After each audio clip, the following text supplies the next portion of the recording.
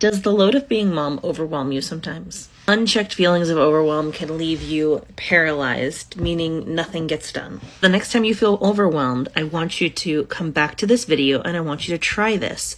So make sure you save it so you can do so.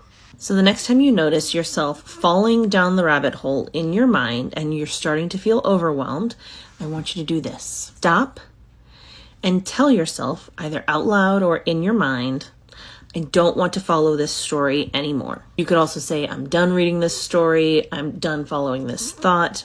Whatever it is, I'm done with.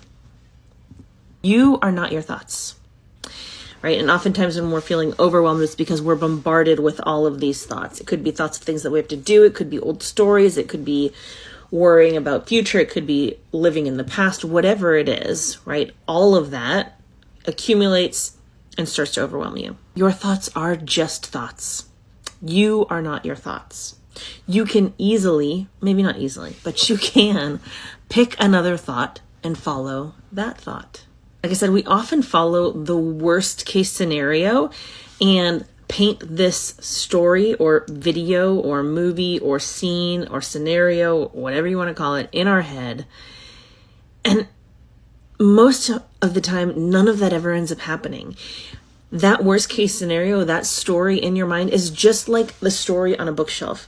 If you are reading a story and you don't like that story, you don't have to finish it. You can put that book back on the shelf and get rid of it. Pick another story and start reading that one. See if you like that one. Like if it's a story that you don't like, you hate, toss it in the mental trash bin.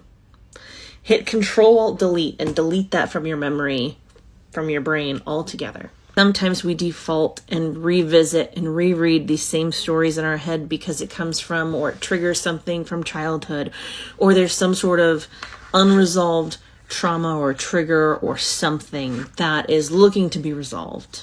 If you really want to work on putting a stop to those stories for good, get really curious about your subconscious mind. And if you want help releasing some of those beliefs, some of that trauma, some of those things that trigger you, those patterns of behavior, consider working with someone. You could work with a therapist, of course. You could also work with a Reiki practitioner or a coach. If you want to learn more about how I could help you with Reiki or coaching, go ahead and check out the link in my bio.